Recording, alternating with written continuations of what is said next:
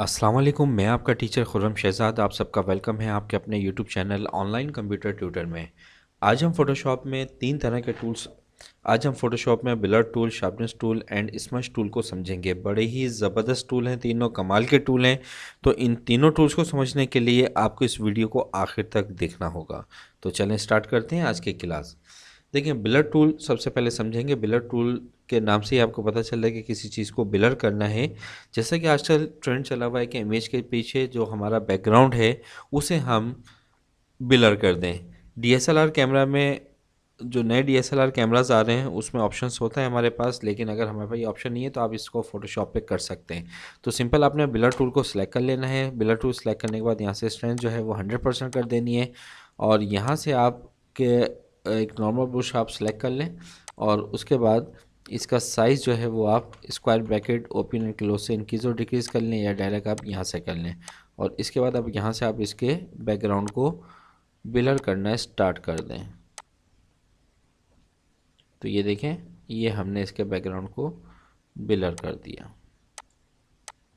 बहुत ही ज़बरदस्त टूल है ये।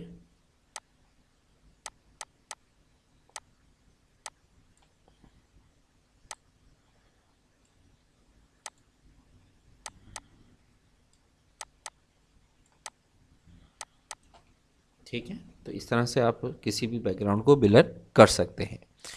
इसके बाद हमारे पास आता है शार्पनेस टूल। देखिए, अगर हमें किसी इमेज के शार्पनेस को ज़्यादा करना है, उसको मेंटेन करना है, तो आप यहाँ पे शार्पनेस टूल पर आएँ और यहाँ से इसको आप मेंटेन कर सकते हैं। अगर आप इसकी स्ट्रेंथ बढ़ा देंगे तो ये शार्पनेस टूल बहुत ज़्यादा तेज़ी से काम करेगा और ये इमेज भी आपकी ख़राब कर देगा। तो बहुत ज़्यादा इसको यूज़ नहीं करना है, बस सिंपल आपने इसको यूज़ करना है इमेज के ऊपर। बहुत ज़्यादा यूज़ करेंगे तो इस तरीके से इमेज आपकी ख़राब हो जाएगी। इसके बाद आपके पास है स्मश टूल। स्मश टूल जो है वो एक बहुत ही कमाल का टूल है। अगर आप चाहते हैं, देखें साइज़ तो आप उसी स्क्वायर ब्रैकेट क्लोज और ओपन से इनकी जो डिक्रीज़ कर सकते हैं। अब देखें, हमें ये जो बाहर की तरफ जो बाल बाल निकले हुए हैं, हेयर जो आ रहे हैं, इनको हमें सेट करना है। तो यहाँ से हम इसको सेट कर सकते हैं।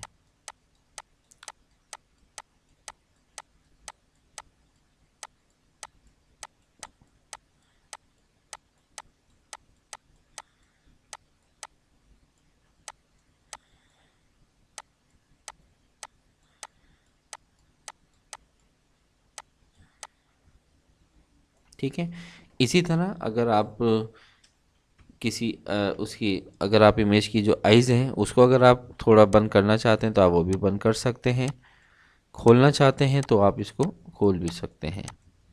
ठीक है, तो ये भी एक बहुत ज़बरदस्त टूल है। तो तीनों टूल्स का बहुत ज़्यादा इस्तेमाल हम फ़ोटोशॉप में करते हैं, ख़ासतौर पे जब हम पिक्चर एडिटिंग करते हैं तो वहाँ पर इनका इस्तेमाल बहुत ज़्यादा होता है। तो उम्मीद करता हूँ कि ये तीनों टूल आपको समझ में आ गए होंगे। मिलते हैं नेक्स्ट वीडियो में, जब तक के लिए अपना बहुत ज़्यादा ख्याल रखिएगा। अल्लाह हाफ़िज़।